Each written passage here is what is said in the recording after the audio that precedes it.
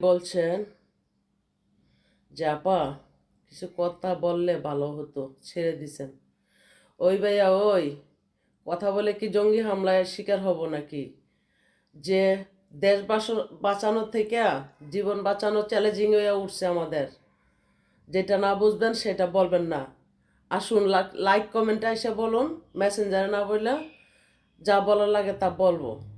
কি বলবো কথা, এই দেশে যদি 10 বার স্বাধীনও করে তবুও সাধারণ মানুষ শান্তিতে থাকতে পারবে না। কেননা 10 বার স্বাধীন করলেও নিত্য নতুন জিনিসপত্রের প্রয়োজনে এই দেশের সাধারণ মানুষ কিনা খাইয়া শান্তি পাবে না। কারণ এই দেশে মানুষকে ঠগাইয়া অভ্যাস, জনতাকে ঠগাইয়া অভ্যাস, সাধারণ জনগণকে ঠগাইয়া অভ্যাস।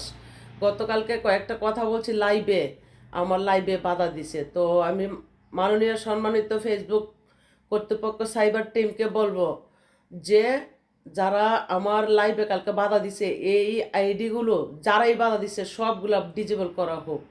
কারণ এই দেশটাতে এই চোরেরা লুটপাট করে খাইয়া তাদের অভ্যাস হয়ে গেছে। তাই কালকে আমার কথা আগাছা বরগাছা বলাতে বাধা দিছে।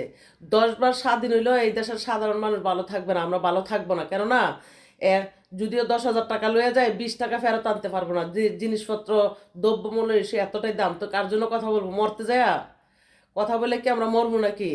যে যে দেশ বাঁচানোর থেকে আমাদের জীবন বাঁচানোই চ্যালেঞ্জিং হয়ে উঠছে। কারণ আমরা দেশের মধ্যে থাকতে হবে, বাস করতে হবে, খাইতে হবে, এমনকি চলতে হবে। কারণ যাদের খাদি খাদি টাকা বানাইছে এরা পালাইতে পারছে, এদের অবস্থান তৈরি করে নিতে পারছে। এখন আমরা যদি কিছু বলি ওইখানতে বসে আমাদের আইডির বিরুদ্ধে হিট করে। তো বাইরে কি বলবো? মেসেঞ্জার না বললে কমেন্টে বলেন, যা বলার বলবো, অবশ্যই বলবো।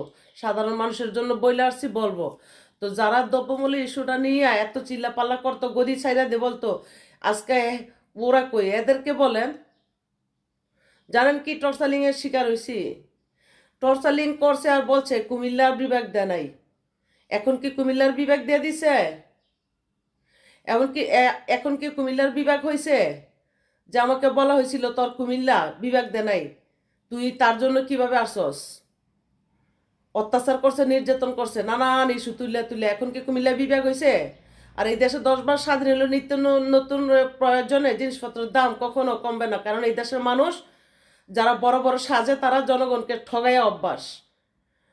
তারা খাদি খাদি টাকার বিনিময়ে আমদানি রপ্তানি কইরা সিন্ডিকেট কইরা এই জনগণকে ঠগায়। তাইলে কার জন্য কথা বল? মরতে বলবো?